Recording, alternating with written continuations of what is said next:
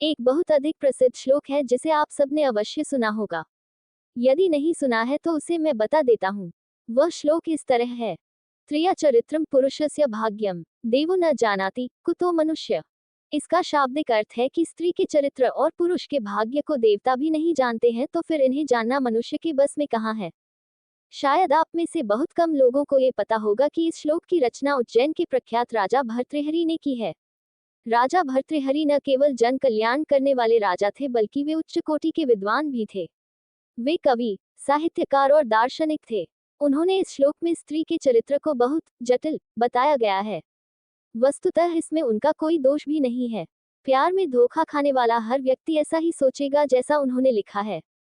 तो आइए आज इस श्लोक के बनने की कहानी सुनाते हैं।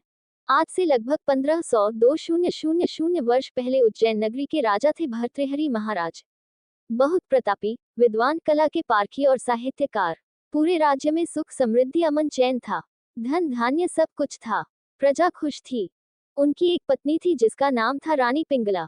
रानी पिंगला अभूतपूर्व रूपवती, लावण्य की प्रतिमूर्ति और कामदेव की पत्नी रति को भी लजाने वाली अनिंद्य सुंदरी थी। यद्यपि राजा भर्तृहरि बहुत विद्वान थे, शास्त्रों के ज्ञाता और दार्शनिक व्यक्ति थे, वे शरीर की नश्वरता और आत्मा की अमरता को जानते थे। लेकिन उनकी एक कमजोरी थी कि वे अपनी पत्नी रानी पिंगला पर जान छिड़कते थे। खुद से ज्यादा रानी पिंगला से प्यार करते थे वे। सौंदर्य है ही ऐसी चीज जिसकी ओर ऋषि, मुनि, साधु, संत, देव, यक्ष, गंधर्व सब आकर्षित होते हैं, तो फिर साधारण मनुष्य की तो बात ही क्या है। संसार और शरीर की नश्वरता जानने के पश्चात भी किसी शरीर के प्रति ऐसी दीवानगी आश्चर्यजनक है। उन दिनों नाथ संप्रदाय के प्रणेता गुरु गोरखनाथ ने बहुत कठिन तपस्या की। उस तपस्या से प्रसन्न होकर ब्रह्मा जी ने उन्हें एक चमत्कारिक फल दिया और कहा कि इस फल को जो व्यक्ति खाएगा वह अमर हो जाएगा। इस फल को देने के पश्चात ब्रह्मा जी अंतर्धान हो गए। अमर फल पाकर गुरु गोरखनाथ ने सोचा कि इस फल को यदि वह खा लेगा तो इससे वे अमर हो जाएंगे, लेकिन आम जनता को इससे क्या फायदा होगा। यदि इस फल को कोई ऐसा व्यक्ति खाए जिससे जनता को फायदा हो, तब तो इस फल की उपयोगिता है, अन्यथा ये फल बेकार है। इस बारे में वे सोच विचार करते रहे। अचानक उन्हें ध्यान आया कि उज्जैन के राजा भर्तृहरि एक जनहितैषी, लोक कल्याणकारी और लोकप्रिय राजा हैं। यदि वे इस फल को खाएंगे तो वे अमर हो जाएंगे। यदि राजा भर्तृहरि अमर हो जाएंगे तो इस राज्य का बेड़ा पार हो जाएगा और जनता सदा सदा के लिए सुखी हो जाएगी। ऐसा सोचकर गुरु गोरखनाथ राजा भर्तृहरि के दरबार में पधारे। राजा ने उनका यथोचित आदर सत्कार किया और आने का प्रयोजन पूछा। गुरु गोरखनाथ ने वह अमर फल राजा भर्तृहरि को दे दिया और उसकी महिमा का सारा वृतांत कह सुनाया। साथ ही उन्होंने ये भी कहा कि यह फल उन्हें राजा भर्तृहरि ही खाना है, इसे किसी और को नहीं देना है। राजा भर्तृहरि ने वह अमर फल ले लिया और गुरु गोरखनाथ को विदा किया। उन्होंने मन ही मन सोचा कि वे इस फल को खाकर क्या करेंगे, उनके अमर होने से क्या लाभ होगा। रानी पिंगला से कितना प्यार करते हैं वे। रानी पिंगला कितनी सुंदर हैं। यदि उनका रूप लावण्य इस नश्वर संसार में अमर हो जाए तो उनका प्यार भी अमर हो जाएगा। यदि यह फल रानी पिंगला खाएं तो इससे अच्छी बात और क्या हो सकती है। प्रेमी हमेशा प्रेमिका के भले के लिए ही सोचता है, इसलिए उन्होंने वह अमर फल रानी पिंगला को दे दिया। रानी पिंगला को अपने राज्य के बलिष्ठ सेनापति से प्रेम था। उसने सोचा कि यदि वह अमर फल सेनापति खा लेगा तो वह अमर हो जाएगा और वह सेनापति उसकी कामेच्छाओं की पूर्ति भी करता रहेगा। इसलिए उसने वह अमर फल सेनापति को दे दिया। सेनापति उस राज्य की सर्वश्रेष्ठ वेश्या से सच्चा प्यार करता था। उसने भी अपना प्रेमी धर्म निभाते हुए वह अमर फल उस वेश्या को दे दिया। वेश्या उस अमर फल को पाकर सोचने लगी कि वह अमर होकर क्या करेगी। यही गंदा काम, यदि यही गंदा काम करना है तो फिर अमर होना तो उसके लिए एक अभिशाप होगा। फिर अमर फल क्यों खाना। इससे अच्छा है कि यह अमर फल वह व्यक्ति खाए जिसकी इस देश और समाज को बहुत आवश्यकता हो। और इसके लिए राजा भर्तृहरि से अच्छा और कौन व्यक्ति हो सकता है भला। घूम फिरकर वह अमर फल राजा भर्तृहरि के पास आ गया। राजा भर्तृहरि उस अमर फल को देखकर चौंके। उसने वेश्या से पूछा कि वह अमर फल उसके पास कहाँ से आया। वेश्या ने सेनापति का नाम बता दिया।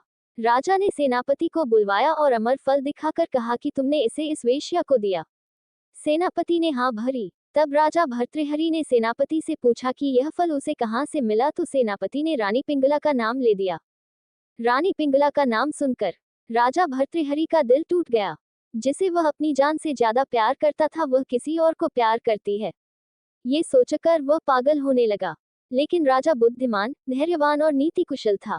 वह पागलपन में कोई गलत काम नहीं करना चाहता था। इसलिए वह सीधा अपने रनिवास में गया और उसने रानी पिंगला से पूछा कि उसने वह अमर फल खा लिया था या नहीं। तब रानी पिंगला ने कहा, खा लिया। फिर राजा भर्तृहरि ने अपने पास से वह अमर फल निकाला और उसे रानी पिंगला को दिखाया। रानी पिंगला उस अमर फल को देखकर सब माजरा समझ गई और चोरी खुलने के डर से राजा भर्तृहरि के चरणों में गिर पड़ी। राजा को इस घटना के कारण इस संसार, नाते रिश्ते, प्यार वगैरह सबसे वैराग्य हो गया। वह अपने छोटे भाई विक्रमादित्य, जो कि इतिहास प्रसिद्ध है, जिसकी विक्रम बेताल की कहानियां प्रसिद्ध हैं, को राज सौंपकर वैराग्य हेतु गुरु गोरखनाथ की शरण में चला गया। गुरु ने कहा, वैराग्य धारण करना आसान काम नहीं है। जो वैराग्य लेता है उसकी किसी भी वस्तु, प्राणी, पेड़ पौधे में आसक्ति नहीं होनी चाहिए, तभी वैराग्य हो सकता है। तुम अपनी सबसे प्रिय रानी पिंगला से माता कहकर भिक्षा लेकर आओगे, तब मैं तुम्हें वैराग्य में दीक्षा दूंगा।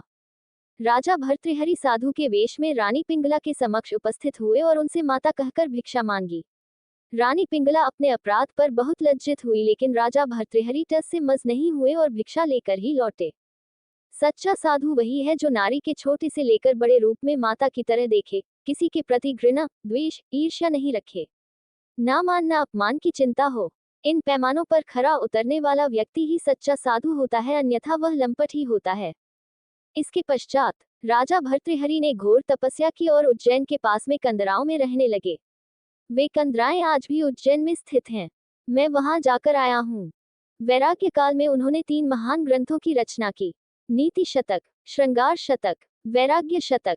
शतक मतलब 100। प्रत्येक ग्रंथ में 100 श्लोक हैं जो उस विषय से संबंधित हैं। अगर पढ़ने को मिले तो अवश्य पढ़िएगा। रानी पिंगला से मिले विश्वासघात के कारण उन्होंने इस श्लोक की रचना की थी। पोस्ट पसंद आए तो कृपया पेज को लाइक एवं फॉलो करें, आपको बेस्ट पोस्ट मिलेगी।